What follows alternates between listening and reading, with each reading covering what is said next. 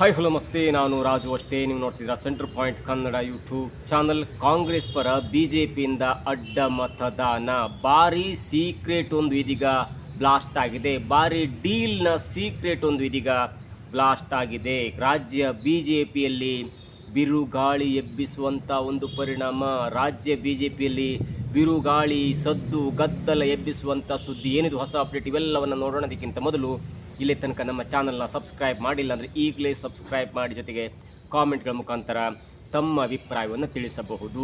ವೀಕ್ಷಕರೇ, ಈ ಸುದ್ದಿ ನೋಡೋದಕ್ಕೂ ಮೊದಲು 2028ರ ವಿಧಾನಸಭಾ ಚುನಾವಣೆಯಲ್ಲಿ ಏನೆಲ್ಲ ಹೊಂದಾಣಿಕೆ ಆಗಬಹುದು ಎನ್ನುವಂಥ ಒಂದು ಸಂಕ್ಷಿಪ್ತವಾದಂಥ ಕ್ಯಾಲ್ಕುಲೇಷನನ್ನು ಕೊಟ್ಟು ಮುಂದಿನ ಈ ಸೀಕ್ರೆಟನ್ನು ಬ್ಲಾಸ್ಟ್ ಮಾಡುವ ಹಂತಕ್ಕೆ ಹೋಗ್ತೇವೆ. 2028ರ ಚುನಾವಣೆಯಲ್ಲಿ ಕಾಂಗ್ರೆಸ್ ಏಕಾಂಗಿಯಾಗಿ ಸ್ಪರ್ಧೆ ಮಾಡುತ್ತೆ ಮತ್ತು ಗೆಲ್ಲುವಂಥ ವಿಶ್ವಾಸವನ್ನು ಡಿ.ಕೆ. ಶಿವಕುಮಾರ್ ಅವರ ನೇತೃತ್ವದ ಕಾಂಗ್ರೆಸ್ ಸರ್ಕಾರಕ್ಕೆ ಇದೆ.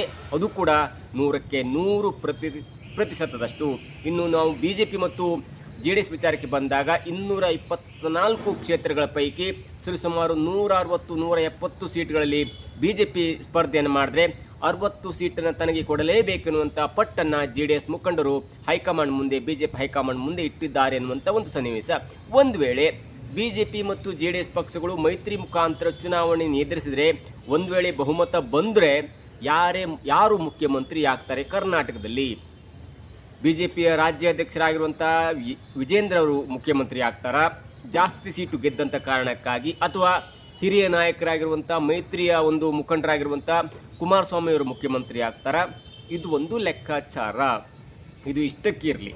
ಇನ್ನು ಈ ಅಡ್ಡ ಮತದಾನ ವಿಚಾರಕ್ಕೆ ಬರೋದಾದರೆ, ಅಡ್ಡ ಮತದಾನದಿಂದ ಬಿಜೆಪಿಯ ಮಾನ ಮರ್ಯಾದೆ ಇದೀಗ ರಾಷ್ಟ್ರೀಯ ಮಟ್ಟದಲ್ಲಿ ಹರಾಜು ಹಾಕ್ತಂತರು ರಾಜ್ಯ ಬಿಜೆಪಿಯ ಮುಖಂಡರು, ಅಥವಾ ರಾಜ್ಯ ಬಿಜೆಪಿಯ ಒಬ್ಬ ಮುಖಂಡ ಮತ್ತೊಬ್ಬರ ಜೊತೆ ಡೀಲ್ ಮಾಡಿಕೊಂಡು ಅಡ್ಡ ಮತದಾನಕ್ಕೆ ಪ್ರೇರೇಪಣೆ ಕೊಟ್ರ, ಇದು ಇದೀಗ ಚರ್ಚೆ ಆಗಬೇಕಾಗಿರುವಂಥ ವಿಚಾರ ಮತ್ತು ಸಾಮಾಜಿಕ ಜಾಲತಾಣದಲ್ಲಿ ದೊಡ್ಡ ಚರ್ಚೆ ಆಗ್ತಾ ಇರುವಂಥ ವಿಚಾರ. ಜೂನ್ 18ಕ್ಕೆ 7 MLC ಕ್ಷೇತ್ರಕ್ಕಾಗಿ ಚುನಾವಣೆ ನಡೆದಿತ್ತು. 5 ಅಭ್ಯರ್ಥಿಗಳು ಕಾಂಗ್ರೆಸ್ ಪರ ನಿಂತಿದ್ರು, 2 ಅಭ್ಯರ್ಥಿಗಳು ಬಿಜೆಪಿ ಪರ ನಿಂತಿದ್ರು ಮತ್ತು ಒಬ್ಬ ಅಭ್ಯರ್ಥಿ NDA ಪರ, ಅಂದರೆ ಬಿಜೆಪಿಯಿಂದ ಎಕ್ಸ್ಟ್ರಾ ಮತವನ್ನು ಪಡ್ಕೊಂಡು ತನ್ನಲ್ಲಿರುವ 19 ವೋಟ್ಗಳನ್ನ ಸ್ಪರ್ಧೆಗೆ ಒಡ್ಡಿ ಜೆಡಿಎಸ್ನ ಗೋವಿಂದರಾಜು ಕೂಡ ಸ್ಪರ್ಧೆಗೆ ನಿಂತಿದ್ರು. ಆದರೆ ಕಾಂಗ್ರೆಸ್ ಸಲೀಸಾಗಿ 4 ಗೆಲ್ಲಬಹುದಿತ್ತು, ಬಿಜೆಪಿ 2 ಗೆಲ್ಲಬಹುದಿತ್ತು. ಒಂದು MLA ಪಟ್ಟಕ್ಕಾಗಿ ತೀವ್ರವಾದಂಥ ಪೈಪೋಟಿ ಇತ್ತು. ಆದರೆ ಅಲ್ಲಿ ನಡೆದದ್ದೇ ಒಂದು ಅಜಗಜಾಂತರವಾದಂಥ ವ್ಯತ್ಯಾಸ, ಸ್ಥಿತ್ಯಂತರ, ಹಸ್ತಾಂತರ, ಆಪರೇಷನ್ ಹಸ್ತ. ಆ ಆಪರೇಷನ್ ಹಸ್ತದಲ್ಲಿ 11 ಬಿಜೆಪಿ ಮತ್ತು ಜೆಡಿಎಸ್ನ MLAಗಳು ಕಾಂಗ್ರೆಸ್ ಪರ ಅಡ್ಡ ಮತದಾನ ಮಾಡಿ ರಾಜ್ಯ ಬಿಜೆಪಿ, ರಾಷ್ಟ್ರ ಬಿಜೆಪಿಯನ್ನು ಮಾನ ಮರ್ಯಾದೆಯನ್ನು 3 ಕಾಸಿಗೆ ಹರಾಜು ಹಾಕ್ತು. ಒಂದು ಕಡೆ ರಾಷ್ಟ್ರದ ಬಿಜೆಪಿ ಅಭಿವೃದ್ಧಿ, ಮೋದಿಯ ಡೆವಲಪ್ಮೆಂಟ್ ಎಲ್ಲವನ್ನು ನೋಡಿ ಸಾರಾಸಗಟಾಗಿ 2/3 MLAಗಳು, 2/3 MPಗಳು, 2/3 ರಾಜ್ಯಸಭಾ ಸದಸ್ಯರು ಬಿಜೆಪಿಯತ್ತ ಮುಖ ಮಾಡಿ ಈ ಪಕ್ಷಾಂತರ ಉಲ್ಲಂಘನೆ ಕಾಯ್ದೆಯನ್ನು ಸೈಡಿಗೆ ಸರಿಸಿ ನೇರವಾಗಿ ಬಿಜೆಪಿನ ಸೇರಿಬಿಟ್ರೆ, ಮತ್ತೊಂದು ಕಡೆ ಇದೇ ಬಿಜೆಪಿಯ ಮುಖಂಡರು, ಬಿಜೆಪಿ MLAಗಳು ಸೈದ್ಧಾಂತಿಕ ವಿರೋಧಿಯಾಗಿರುವಂಥ ಕಾಂಗ್ರೆಸ್ ಪರ ಅಡ್ಡ ಮತದಾನ ಮಾಡ್ತಾರಂದರೆ ಬಿಜೆಪಿ ಹೈಕಮಾಂಡ್ ನಾಯಕರು ರಾಜ್ಯ ಬಿಜೆಪಿ ನಾಯಕರಿಗೆ ಯಾವ ಲೆವೆಲ್ಗೆ ಮಂಗಳಾರತಿ ಮಾಡಿರಬೇಕು ಎನ್ನುವುದನ್ನು ನೀವೇ ಊಹಿಸಿಕೊಳ್ಳಬಹುದು. ಆದರೆ ಇಲ್ಲಿ ನಡೆದಂಥ ಒಂದು ಲೆಕ್ಕಾಚಾರದಲ್ಲಿ ಬಿಜೆಪಿ ಅಡ್ಡ ಮತದಾನ ಆದ ನಂತರ ಬಿಜೆಪಿಯ ಮುಖಂಡರಾದಂಥ ರಾಜ್ಯಾಧ್ಯಕ್ಷರಾದಂಥ ವಿಜೇಂದ್ರ ಅವರು ಸ್ವತಃ ಏಕಾಂಗಿಯಾಗಿ ಧರ್ಮಸ್ಥಳಕ್ಕೆ ಹೋಗಿ ತಾವು ಯಾವುದು ಮಾಡಿಲ್ಲ, ನಾನು ಮಾತ್ರ ಅಡ್ಡ ಮತದಾನ ಮಾಡಿಲ್ಲ ಎನ್ನುವಂಥ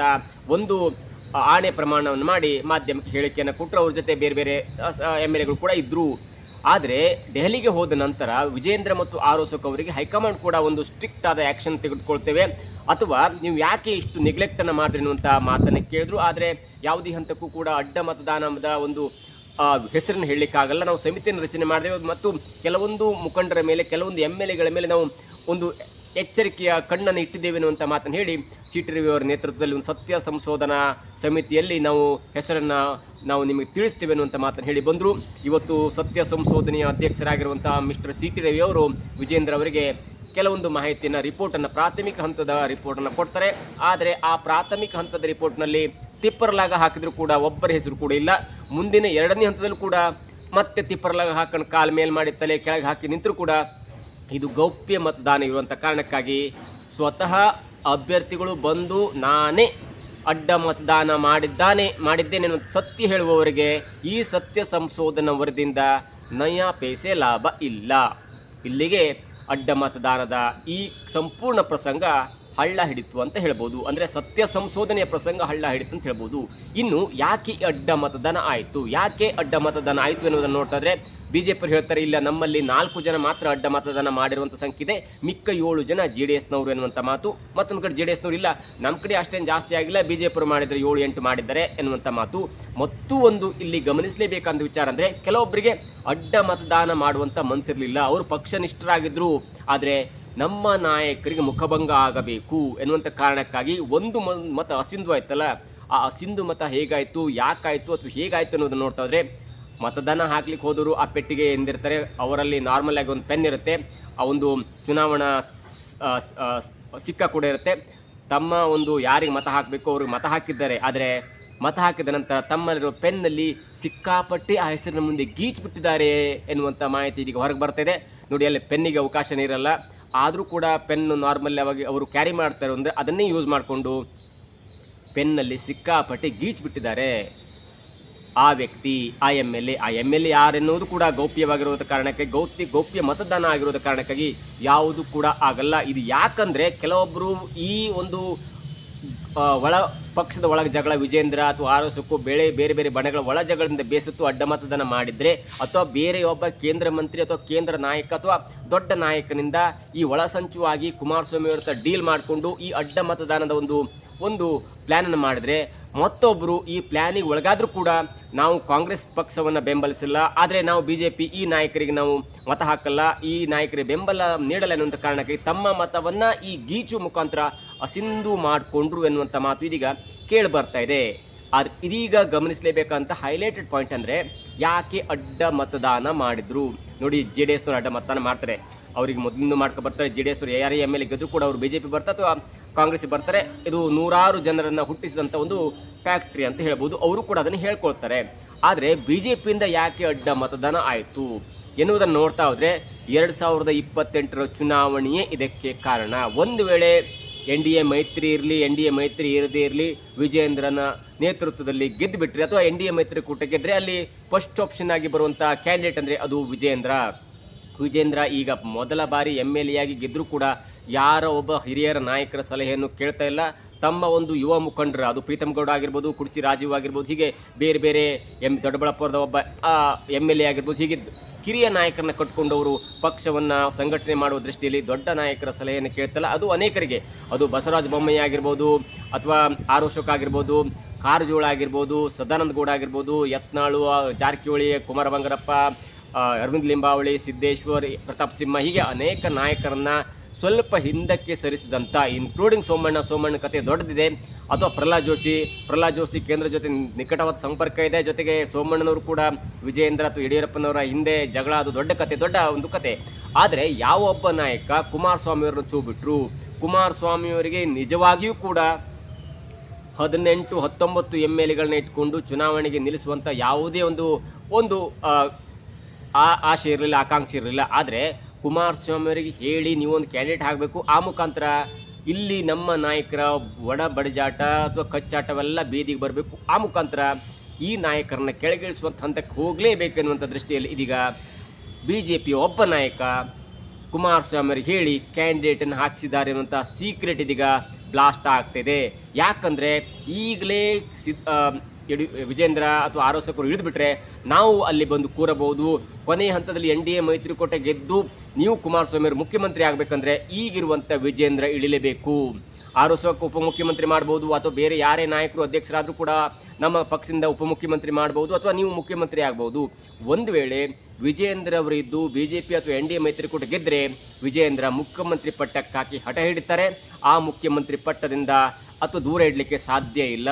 ಅಥವಾ ವಿಜೇಂದ್ರ ಮುಖ್ಯಮಂತ್ರಿ ಆದರೆ ನಿಮ್ಮ ಪಕ್ಷದಿಂದ ಒಬ್ಬ ನಾಯಕರು ಉಪಮುಖ್ಯಮಂತ್ರಿ ಆಗ್ಬೋದು, ಅಥವಾ ನಿಮಗೆ ಪಕ್ಷದವರೇ ಆಗಬೇಕು, ಕುಟುಂಬದವರೇ ಆಗಬೇಕಂದ್ರೆ ನಿಮ್ಮ ನಿಖಿಲ್ ಕುಮಾರಸ್ವಾಮಿ ಉಪಮುಖ್ಯಮಂತ್ರಿ ಆಗಬಹುದೇ ಹೊರತು ನಿಮ್ಮನ್ನು ಮುಖ್ಯಮಂತ್ರಿ ಮಾಡಲಿಕ್ಕೆ ಸರಿಯಾಗಲ್ಲ. ಅಥವಾ ವಿಜಯೇಂದ್ರವರು ಮುಖ್ಯಮಂತ್ರಿಯಾಗಿ ನೀವು ಉಪಮುಖ್ಯಮಂತ್ರಿ ಆಗಲಿಕ್ಕೆ ಆಗಲ್ಲ ಎನ್ನುವಂಥ ಒಂದು ಉದ್ದೇಶವನ್ನಿಟ್ಕೊಂಡು ಕೇಂದ್ರದ ಜೊತೆ ನಿಕಟ ಸಂಪರ್ಕವನ್ನು ಹೊಂದಿರುವಂಥ, ಜೊತೆಗೆ ಯಡಿಯೂರಪ್ಪನವರ ಕುಟುಂಬದಿಂದ ಸ್ವಲ್ಪ ಡಿಸ್ಟೆನ್ಸನ್ನು ಕಾಪಾಡಿಕೊಂಡಿರುವಂಥ ಒಬ್ಬ ಮುಖಂಡ ಯಡಿಯೂರಪ್ಪನವ್ರಿಗೆ ಕುಮಾರಸ್ವಾಮಿ ಅವ್ರಿಗೆ ಹೇಳಿ ನೀವು ಒಂದು ಕ್ಯಾಂಡಿಡೇಟನ್ನು ಹಾಕಬೇಕು, ನಿಮ್ಮ ಕ್ಯಾಂಡಿಡೇಟ್ ಸ್ವಲ್ಪ ಮತ ಹಾಕಿದ್ರೆ ನಿಮ್ಮ ಕ್ಯಾಂಡಿಡೇಟ್ ಕೂಡ ಕಾಂಗ್ರೆಸ್ ಪಕ್ಷಕ್ಕೆ ಮತ ಹಾಕ್ತಾರೆ.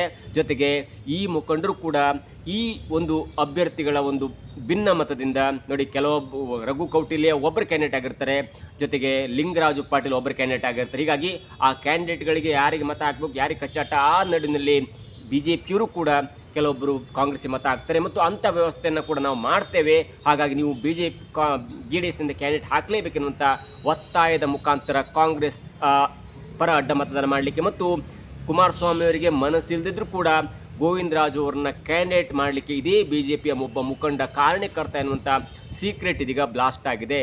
ನಿಮಗೆ ಮತ್ತೊಂದು ಸೂಚನೆಯನ್ನು ಕೊಡ್ತೇನೆ. ಅಡ್ಡ ಮತದಾನದ ಪರಿಣಾಮದ ಇಫೆಕ್ಟ್ ಅಥವಾ ಮೊದಲೇ ಗೊತ್ತಿತ್ತ ಎಲ್ಲವೂ ಕೂಡ ಹೇಳ್ತೇನೆ. ಸದಾನಂದ ಗೌಡರು ಹೇಳ್ತಾರೆ, ಪ್ರೆಸ್ ಮೀಟ್ ಕರೆದು ಹೇಳ್ತಾರೆ ಅಥವಾ ಮಾಧ್ಯಮದವರು ಹೇಳ್ತಾರೆ, ನನಗೆ ಜೂನ್ 13ರಂದು ಒಂದು ಹಂತದ ಸಿಗ್ನಲ್ ಬಂತು, ಜೂನ್ 14ರಂದು ಪಕ್ಕಾ ಸಿಗ್ನಲ್ ಬಂದುಬಿಡ್ತು. ಅದೇನೆಂದರೆ ಒಂದು ಪ್ರೆಸ್ಟೇಜ್ ಅಪಾರ್ಟ್ಮೆಂಟ್ನಲ್ಲಿ ಜೂನ್ 13ಕ್ಕೆ ಒಂದು ಹಂತದ ಮೀಟಿಂಗ್ ಆಗುತ್ತೆ, ಪ್ರೆಸ್ಟೇಜ್ ಅಪಾರ್ಟ್ಮೆಂಟ್ನ ಪಕ್ಕದಲ್ಲಿ ಜೂನ್ 14ಕ್ಕೆ ಮತ್ತೊಂದು ಮೀಟಿಂಗ್ ಆಗಿ BJPಯ ಮುಖಂಡರ ಜೊತೆ ಕಾಂಗ್ರೆಸ್ನ ಮುಖಂಡರು ಮಾತುಕತೆಯಾಗಿ ಅಡ್ಡ ಮತದಾನ ಮಾಡುವಂಥ ಒಂದು ಸೀಕ್ರೆಟ್ ಕೂಡ ಬಯಲಾಗಿತ್ತು. ಅದನ್ನು ನಾನು ತಿಳಿಸ್ಲಿಕ್ಕೆ ವಿಜೇಂದ್ರ ಅವರಿಗೆ ಕಾಲ್ ಮಾಡಿದೆ, ಸಂಪರ್ಕಕ್ಕೆ ಸಿಗಲಿಲ್ಲ. ಆರೋಸಕ್ ಅವರಿಗೆ ಕಾಲ್ ಮಾಡಿದ ಸಂಪರ್ಕಕ್ಕೆ ಸಿಗಲಿಲ್ಲ ಅಂದರೆ ನೀವು ಯಾವ ಕೋರ್ ಕಮಿಟಿಯ ಸದಸ್ಯರಿ?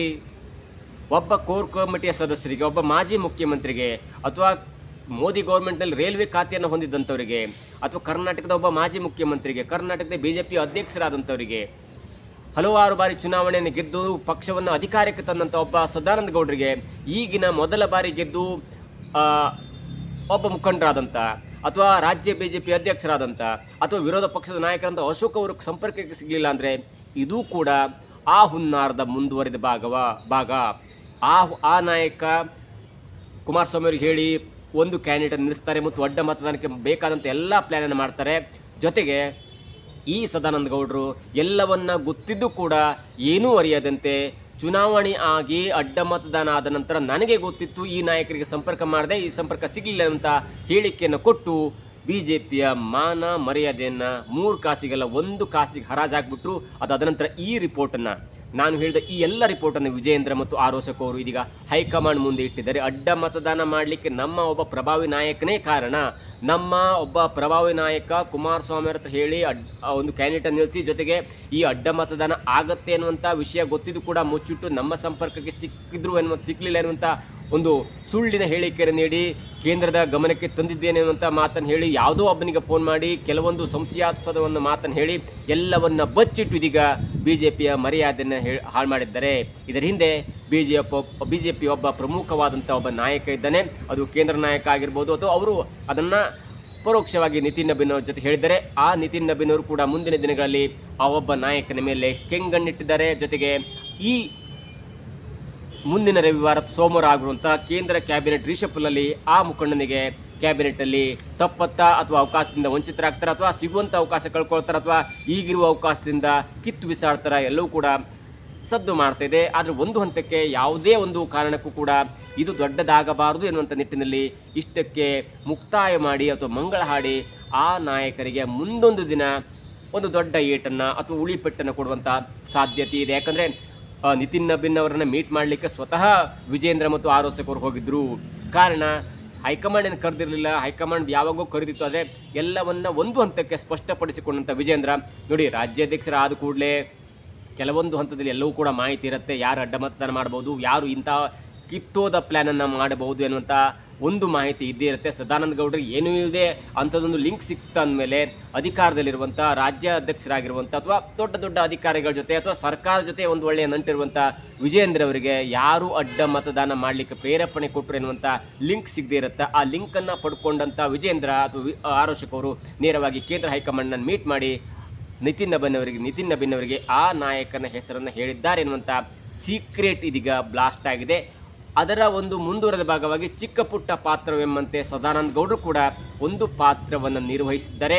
ಅದಕ್ಕೆ ಕಾರಣ ರಾಜ್ಯ ಘಟಕದ ನಾಯಕರು ತಮ್ಮ ಹಿರಿಯ ನಾಯಕರ ಮಾತನ್ನು ಕೇಳ್ತಾ ಇಲ್ಲ ಎನ್ನುವಂಥ ಒಂದು ಅಸಮಾಧಾನದಿಂದ ಬಣಗಳ ಜಗಳಾಟ ಬೀದಿಗೆ ಬರಲಿ, ಈ ನಾಯಕರನ್ನ ಕೆಳಗಿಳಿಸಬೇಕು, ಮುಂದೊಂದು ದಿನ ನಮಗೂ ಕೂಡ ಒಂದು ಅವಕಾಶ ಸಿಗುತ್ತೆ ಅನ್ನುವಂಥ ದೃಷ್ಟಿಯಿಂದ ಅಥವಾ ದೂರಾಲೋಚನೆಯಿಂದ ಈ ಕೆಟ್ಟ ಕೆಲಸ ಮಾಡಿರುವಂಥ ಸಾಧ್ಯತೆ ಇದೆ. ನೋಡಬೇಕು ಆ ನಾಯಕನ ಹೆಸರು ಬಯಲಾಗತ್ತಾ ಅಥವಾ ಕೇಂದ್ರ ಹೈಕಮಾಂಡ್ ಆ ನಾಯಕನ ಮೇಲೆ ಯಾವ ಆ್ಯಕ್ಷನ್ ತೆಗೆದುಕೊಳ್ಳುತ್ತೆ ಎಲ್ಲವೂ ಕೂಡ ಕಾದು ನೋಡಬೇಕು. ಇದಾಗುತ್ತೆ ಇವತ್ತಿನ ವಿಶೇಷ. ನೋಡ್ತಾರೆ centre point Kannada YouTube channel.